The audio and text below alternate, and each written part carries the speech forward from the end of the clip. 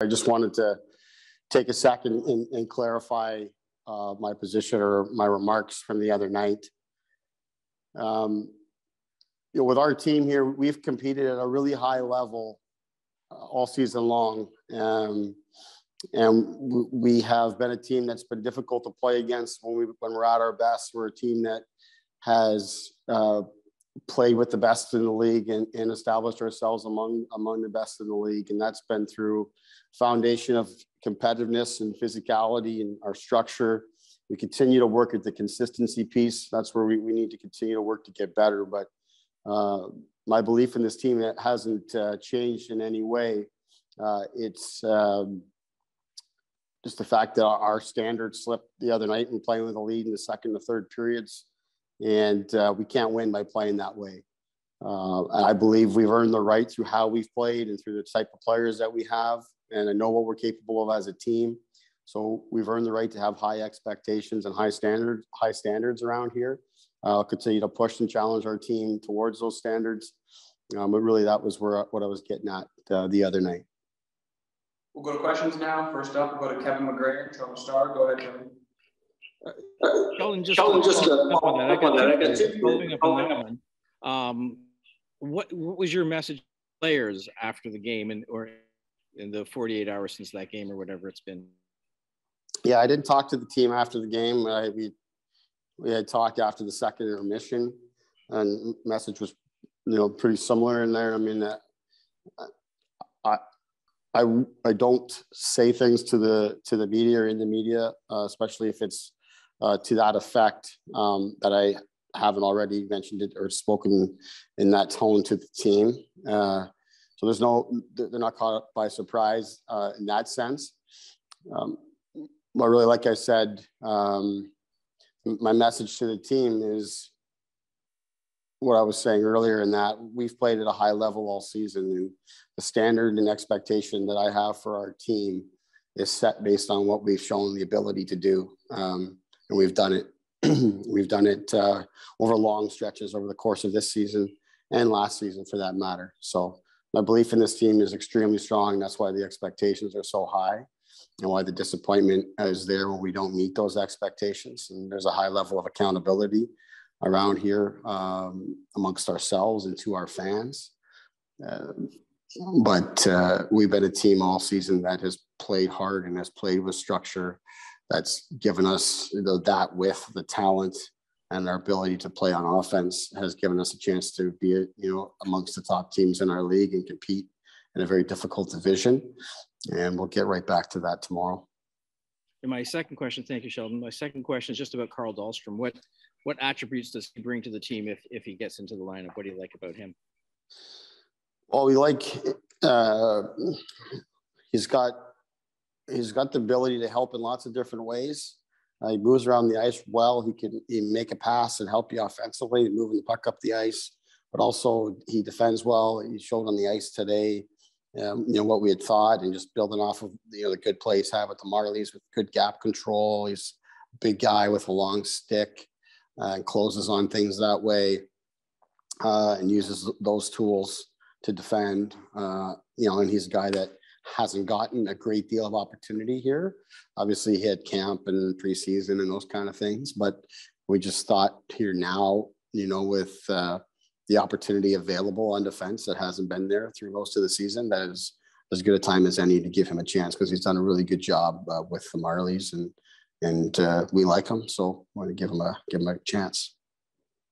Next up, we'll go to David Alford with the Hockey News. Go ahead, David. Hey, Sheldon, I noticed after practice, there's a little bit more instruction after an intense game like that. And then there's one-on-one message to certain forwards on the team as well. Is some of what you were telling us off the top here also part of that as well? Or is that just specific to the game or life that you would normally have in those one-on-one conversations? A little bit of both, a little bit of reinforcing the message. I had a lot of individual meetings and small group meetings before practice and a full team meeting before practice as well. You're just continuing some of those conversations on the ice or getting to some guys that you haven't gotten to. Some of it's related to the other night. Some of it's related to what's ahead. I think those conversations are really important, coming off of the game the other night and having a day off yesterday, not seeing the guys.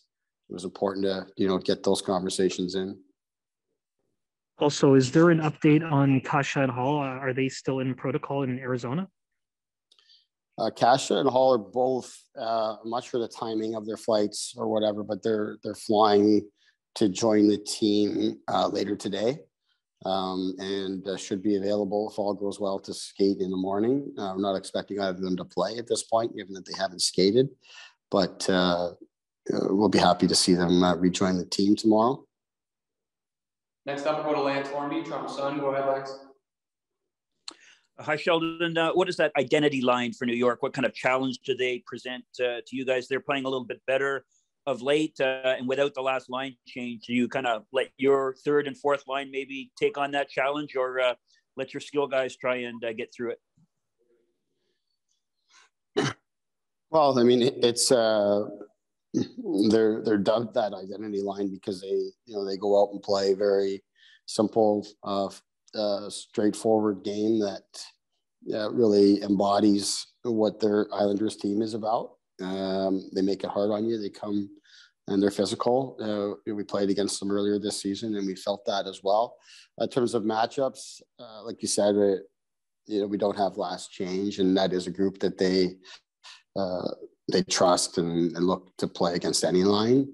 So all of our players would have to be prepared to play through that, but it's something that we've done before, and our guys are more than capable of doing so. But you got to be aware of not just them, but their whole team and how they play. As you mentioned, they're playing a far better game right now than the last time we saw them, and they have a lot more players in the lineup from when we saw them last.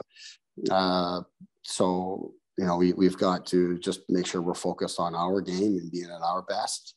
Obviously, we had a really good start again the other night, and we're looking to do that again, and we're looking to finish the job and be consistent all the way through the game. And Jack Campbell tomorrow, as far as you know? Peter Mrazek will go tomorrow. We'll take two more here. We'll go to Mark Masters, TSN. Go ahead, Mark. Sheldon, was that the plan at the beginning of the week, or is that more of a reflection on Jack maybe needing a rest? No, I guess you could call it a scheduled start for Peter. We just feel it's important to get Peter back in again, and it's, as we talked about when he played in Arizona, he hasn't played a lot. He's an important part of our team. We need to be able to get him in the net and get him some reps here, because we're certainly going to need him as the calendar turns to February. And Jack has played a lot over the course of the season, not necessarily in the last few weeks because of the schedule being what it is. But when you look at the total workload, it's we're looking for these pockets to get both Jack rest and Peter an increased workload. So we just thought we would just stay with our scheduled start for Peter here. And I just wanted to clarify, when you describe the game, the team's play on Wednesday as soft, is that a reflection of the mental side, or is it physical, or is it both? How would you sum it up? Well, yeah, and again, I think, as I mentioned, I think it was, like I said, a reflection of how we played in that game and specifically how we played with the lead. And because of how we've played as a team, with our structure, when we're at our best, like we were at the start of the game, like we've been through long stretches of this season, we're hard to play against. You can't get to our net. You don't have the puck very often. There's puck pressure. We're on top of you quickly. We get to pucks first. Like all those kind of things make us a hard team to play against. And we didn't do that. We didn't do that when we had the lead in the second and third period. So that's really what I'm referring to. You make it easy on the opposition, and you can't win consistently playing that way. And we know that, and we've shown that we've learned those lessons along the way. And that standard slipped the other night, and that's why I referred to it being different than some of the previous games where we had given up leads, where we're playing against teams that wore us down, and we're our elite teams in their own right, and have elite players, and made it really hard on us. Or I thought there was a lot of it was self-inflicted with how we played the other night, and we've proven to be better than that. And the last one here, we'll go to Jonas Siegel with The Athletic. Go ahead, Jonas. Hey, Sheldon, I'm just wondering what you've seen of late from the Tavares line. I think that, they've done a good job of consistently generating offense and chances for us. I don't think the line has had the same type of rhythm that they had prior to Christmas. So I think they have another level to get to, I guess is what I would say. When I looked back on the game, I thought the camp line had a really strong game from start to finish, with the exception of a couple of shifts that were tough on us. But that line was really strong, and save for that, I thought our other three lines could be a lot better. And Tavares line, Matthews just the same. We talked about the play of the fourth line of the Islanders and how that's a big part of their team, and it was a big part of the game against the Rangers the other night. We need to get more out of that line as well, and that's part of us just being hard to play against, us having shift over shift, having everybody involved.